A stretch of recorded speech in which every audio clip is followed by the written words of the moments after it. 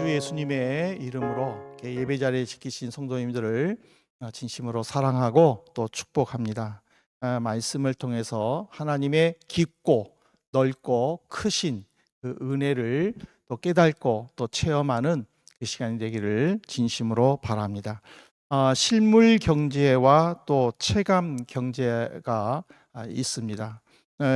가끔 실물 경제는 호황을 누리지만은 소비자들이 느끼는 그 체감 경제는 그에 미치지 못함으로 때로는 불황이다 이렇게 말하는 것도 소비자들의 피부에 와닿지 않기 때문에 그렇게 말을 하기도 합니다. 그러니까 이런 맥락에서 보면은요, 다윗이 하나님의 선하심을 맛보아 알지어다라고 말했을 때에 그 맛보아 알라는 것은 피부로 느끼라는 그런 권면이기도 합니다. 이제 한번 시편 34편을 볼 텐데요. 시편 44편을 보면은 그 제목이 다윗이 아비멜렉 앞에서 미친 척하다가 쫓겨나 지은 시다라고 되어 있습니다. 근데 사무엘상 21장 10절에 보면은요, 다윗이 가드 왕 아기스에게 갔다가 미친 척했다라고 기록되어 있어요. 아니, 똑같은 다윗이 닥쳤던 경험했던 상황인데 왜 사무엘상에서는 가드 왕 아기스라고 하고 왜 시편에서는 아비멜렉이라고 할까? 성경이 틀렸을까? 근데 아주 쉽게 설명하면은요, 애굽은 어느 누가 왕이 돼도 바로라는 호칭을 사용합니다. 그러니까 그 왕족이 계속 이어질 동안에는 바로라는 용어를 씁니다. 근데 이스라엘은 왕의 호칭이 없습니다. 사울이 왕이 되면 그냥 사울 왕, 다윗이 왕이 되면 다윗 왕이 됩니다. 근데 이 블레셋은요, 5개의 부족이 연합을 한 거예요. 그러니까 미합중국처럼 50개의 주가 하나로 합친 그 미국처럼 이 블레셋도 5개의 연합 부족이 합친 거예요. 그래서 이 5개의 부족이 돌아가면서 왕이 되는 거예요. 그러니까 가드 왕이 블레셋 전체를 다스리면 아비멜렉이 되는 거예요. 에그론 왕이 블레셋 전체를 다스리면 아비멜렉이 되는 거예요.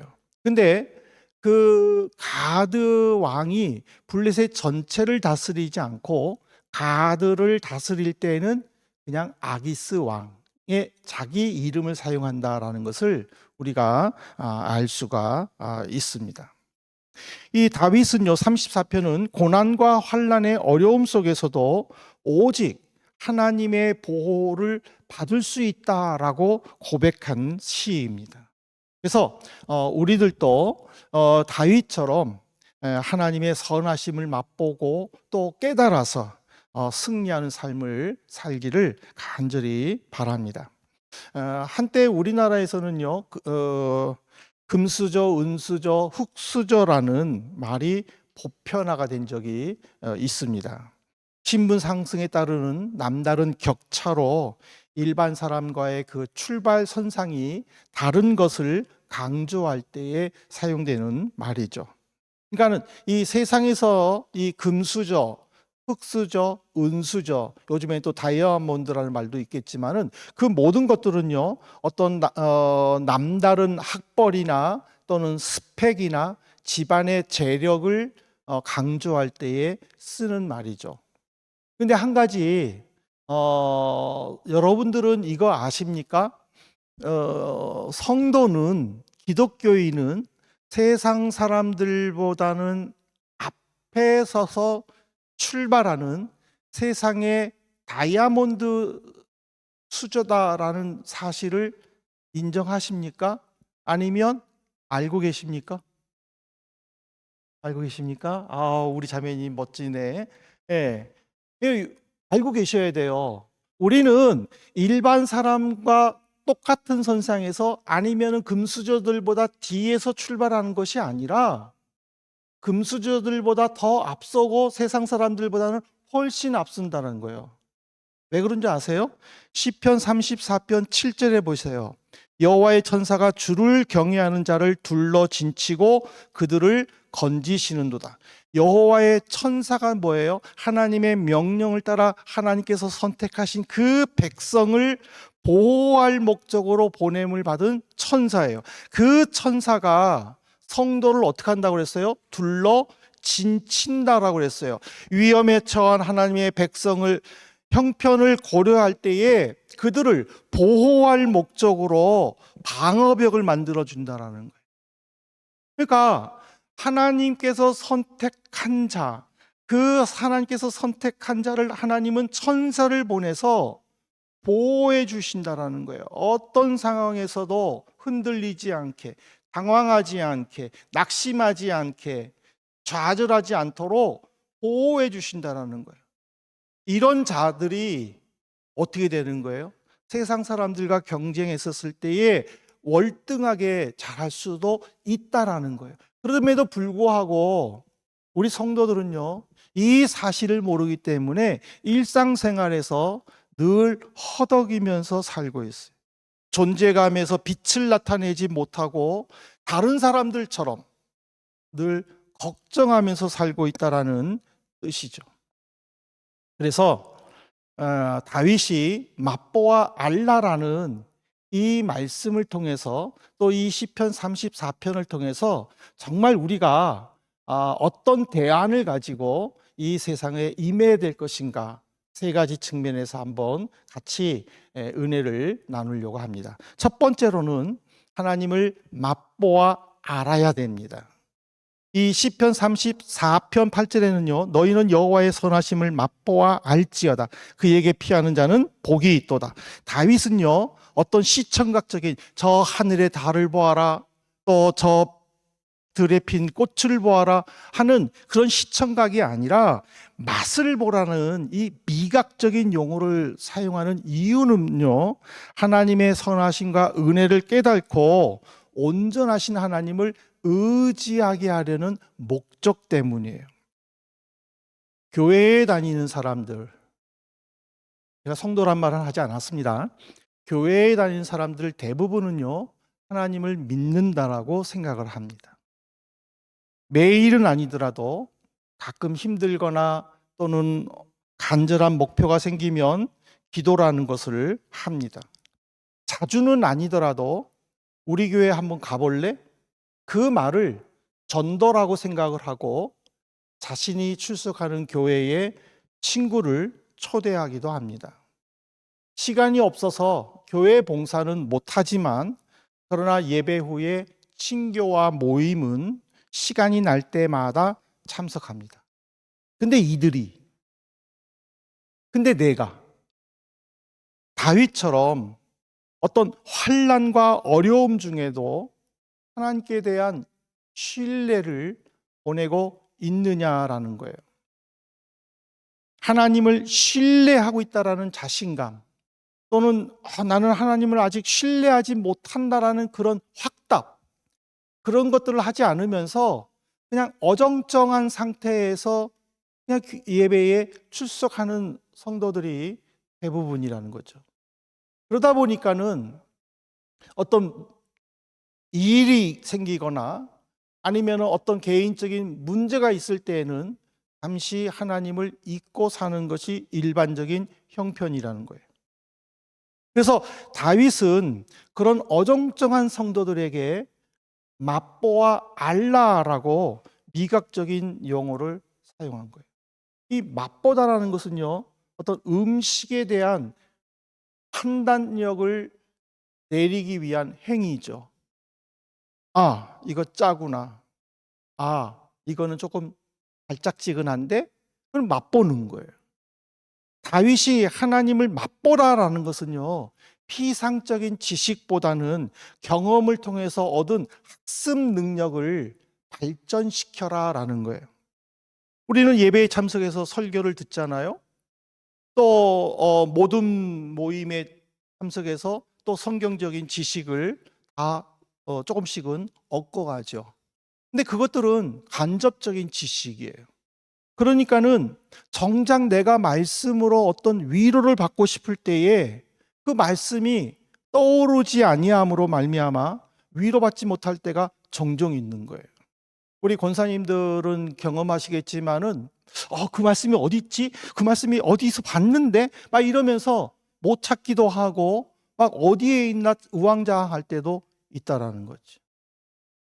또 힘들어하는 친구를 보면서 저 친구에게 어떻게 하나님의 말씀으로 위로해 주고 싶은데, 근데 막상 말씀을 모르는 거예요. 이게 말씀을 모르고 그냥 위로는 해주고 공감은 해주지만은 정작 그 친구가 정말 위로를 받았는지에 대해서는 확실하지 않아요. 근데 하나님을 분명히 체험한다면, 마치 음식을 내가 먹고 이것은 짜다라고 결론을 내렸듯이 하나님에 대해서 확실한 체험을 하면은 어떤 상황에서도 위로받을 수 있다라는 거예요. 어떤 상황 속에 있어도 그 친구를 공감해 주고 위로해 줄 수 있는 말씀들이 떠오른다라는 사실이죠. 여러분들 100번 듣는 것보다 한 번 보는 것이 낫다는 백문이 불여일견이라는 고사성어를 아시죠? 수없이 들어도요, 관심을 갖지 않으면은요, 잊어버려요.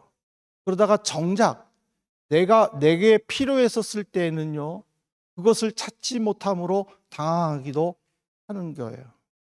하지만은 한 번 경험하면은 절대로 잊혀지지 않는 거예요. 그것은 다시 학습 효과를 통해서 꾸준히 샘물처럼 솟아나와서 힘들어할 때마다 나를 위로해주고 격려해준다라는 거예요. 저는 한번 여러분들 태어나시기 전에 전두환 정권이 그 쿠데타로 정권 잡았을 때에 학생들을 부지하게 잡아갔죠. 삼청교육대에 끌고 갔는데 저도 한번 그 공수부대원들에게 끌려가서 6시간 동안 무릎 꿇고 적이 있었어요. 정말 두려웠어요. 고개도 못 들게 하고 정말 무서웠어요.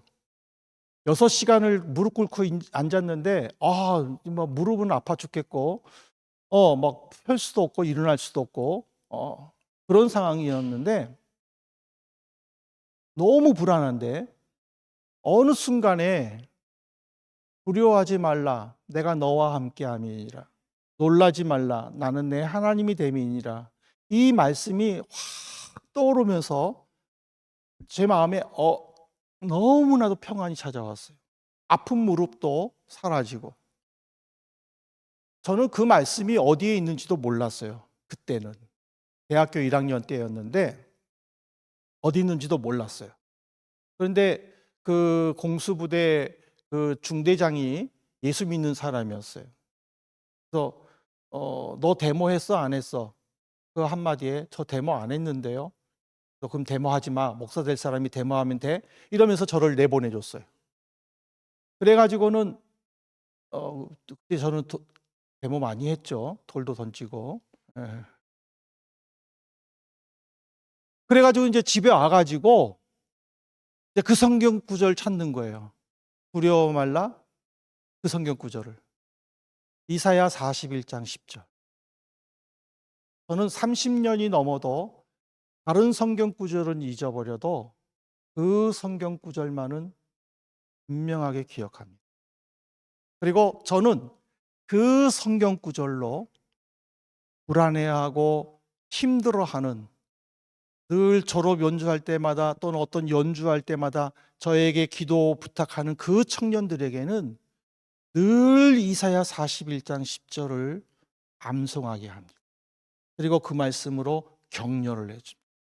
그 말씀을 통해서 목사님 저 잘했습니다 하는 말들을 지금까지 수없이 듣는 것이 하나님께 너무 감사합니다.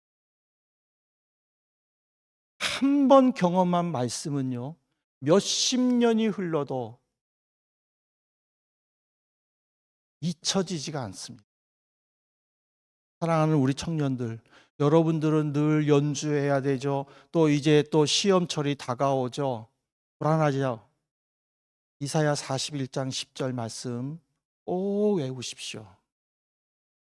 이 이사야 41장 10절 말씀을 가지고 이상호 목사와 함께 하셨던 하나님, 내게도 함께 해 주십시오라고 기도하십시오. 이상호 목사에게 역사하셨던 하나님은요, 그 기도하는 여러분들에게도 역사하실 줄로 믿습니다. 왜냐하면 나는 그 말씀을 몰랐거든. 그 말씀이 이사야 41장 10절에 있는지조차도 몰랐거든. 아니, 이사야가 있는지도 모르고 목사 되겠다라고 총신대학교에 입학한 나예요. 근데 하나님은 불쌍하니까 이사야 41장 10절을 내게 맛보아 알게 해주셨다라는 거예요. 그래서 나는 다른 어떤 성경 구절은 다 잊어버려도 이사야 41장 10절은 자꾸 하나 안 틀리고 옛날 성경대로 다 외울 수 있다라는 거예요. 왜냐하면 내가 맛보아 알았기 때문에. 그래서 베드로는요, 이 베드로전서 2장 3절에 보세요. 너희가 주의 인자하심을 맛보았으면 그리하라 그랬잖아요. 그리하라. 이 그리하라는 뜻은요, 하나님의 말씀을 경험했으면 더욱 사모하여 그 능력 안에서 성숙하라라는 거예요. 한 번 맛보았으면은 어떤 어려움이 있어도 그 문제에 당황하거나 방황하거나 낙심하거나 좌절하지 말고 그 문제 뒤에서 역사하시는 하나님, 그 문제와 함께 하시는 하나님을 바라보면서 위로를 받아라라는 뜻이에요. 그 다음에 두 번째로는 이 우리가 시편 34편을 통해서 하나님을 맛보아 알기 위해서는요, 하나님에게는 부족함이 없다라는 것을 알아야 돼요. 시편 34편 9절에 보십시오. 너희 성도들아 여호와를 경외하라. 그를 경외하는 자에게는 부족함이 없도다. 성도가 뭐예요? 나는 성도라는 용어를 씁니다. 성도가 뭐예요? 하나님을 두려워하고 그를 사랑하는 자예요. 하나님을 두려워하고 그를 사랑하는 자는요, 행하는 것이 뭐냐면 다윗은 경외라는 단어를 써요. 경외라는 단어. 경외가 뭐예요? 어떤 대상을 두려워하여 그에 합당하게 경배하는 것이다라고 하는 거예요. 내가 하나님을 두려워하면은 그 두려움에 합당하게 그 하나님을 경배해야 되는 거예요. 다윗이 왜 성도들에게 하나님을 두려워하는 마음으로 합당한 예배를 보이라고 한 줄 아십니까? 부족함이 없다라는 것을 강조하기 위해서예요. 하나님은 다윗을 통하여 하나님을 믿고 의지하고 경외하는 자들에게 부족함이 없다라는 것을요, 제가 인용을 하지 않았지만은 시편 34편 10절에 보면은 젊은 사자의 빈곤과 대조를 해놨어요. 다윗은 젊은 사자가 뭐예요? 젊은 사자라는 것은요, 힘센 육식 동물이에요. 자기 힘으로 누구의 도움 없이 스스로 먹이를 찾을 수 있는 능력, 그것이 바로 젊은 사자의 상징이에요.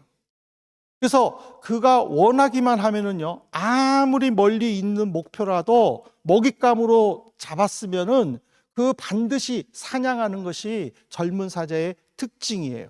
그런데 다윗은 자기가 살다 보니까 그런 젊은 사자도 때로는 실패한 것을 봤다라는 거예요. 젊은 사자는 백전백승, 자기가 마음만 먹으면 하는 줄 알았는데, 마음 먹고 했는데 그 목표 사냥감이 더 빨리 도망감으로 말미암아서 젊은 사자가 굶는 것을 종종 목격했다라는 거예요.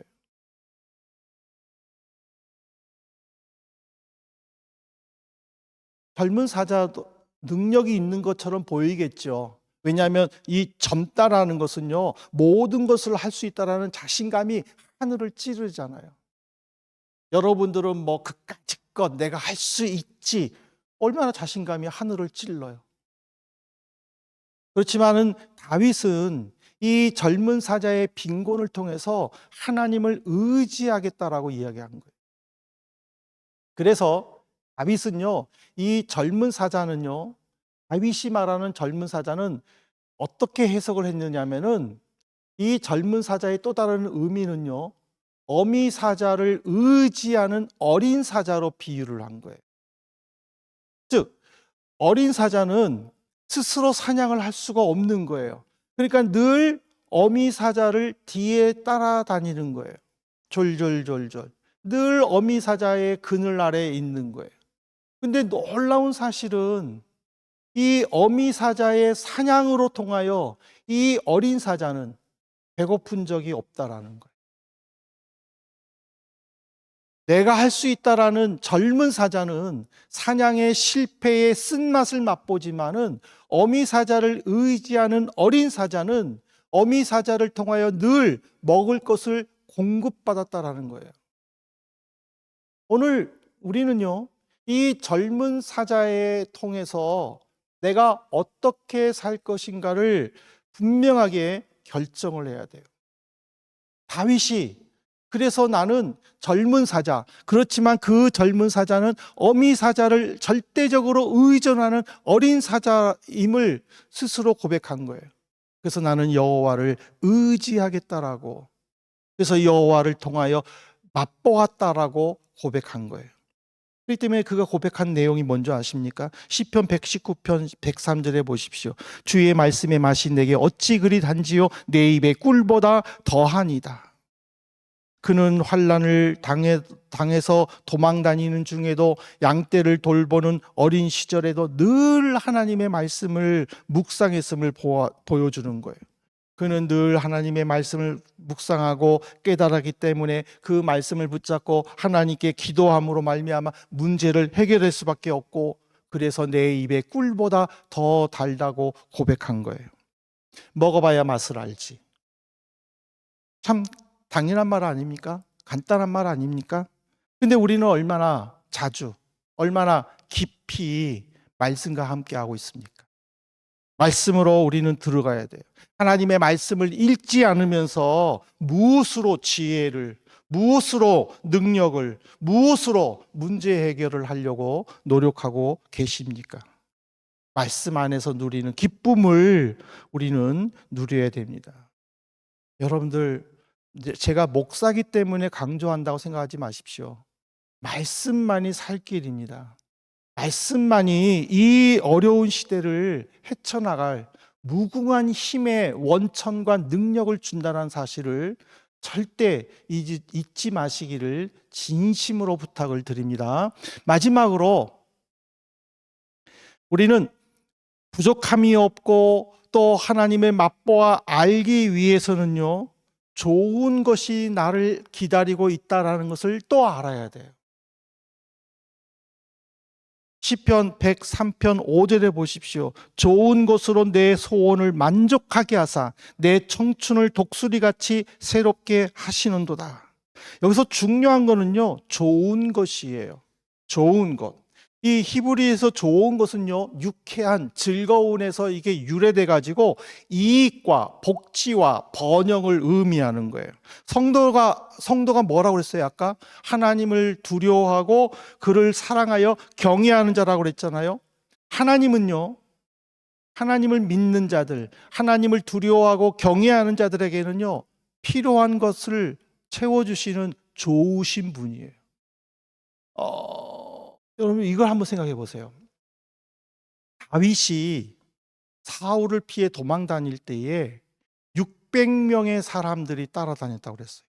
최소 600명. 그러면 그 600명이 하루에 먹을 양식이 얼마일 것 같아요? 그 600명이 잠을 자려면은 얼마만큼 넓은 땅이 있어야 될 것 같아요? 근데 지금 다윗은 도망 다니는 형편이잖아요. 어디 한 곳에 정착해야 뭐 농사를 짓든지 뭐를 가꾸든지 할 텐데, 지금 도망 다니는 형편이잖아요. 그러면 이 600명을 어떻게 먹여 살려요? 이 600명이 어디에서 함께 잠을 자요? 근데 성경을 읽어보면은 이 600명 때문에 그 600명 안에서 싸움이 났다라는 기록이 있습니까? 성경 기록이? 이 600명들이 먹을 것이 없어가지고 굶어 죽어가지고 자기 아들을 삶아 먹었다고 기록되어 있어요? 없잖아요. 그러면 이 600명은 어떻게 먹고 살았어요?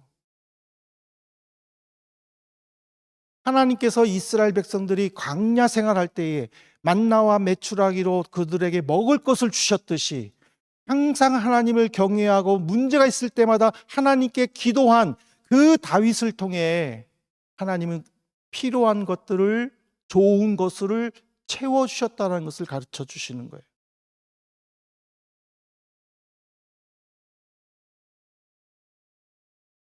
사랑하는 성도 여러분, 이제 말씀을 맺겠습니다. 성도는요, 하나님의 은혜와 자비로 세상 사람들보다 이렇게 앞에 서 있어요. 같은 선상이 아니라 앞에 서 있어요. 그럼에도 불구하고 성도로서의 자존감이나 하나님으로부터 구원받은 자녀로서의 그 정체성을, 그것을 의심하고 있다면은 우리는 한번 나 자신을 돌아봐야 돼요. 여러분들, 그 밑빠진 독에 물 붓기가 있죠. 항아리가 깨어졌는데 물 부으면은 아무 소용없듯이 지금 내 형편이 그렇다라고 생각하면은요, 우리는 하나님께 다시 돌아가야 돼요.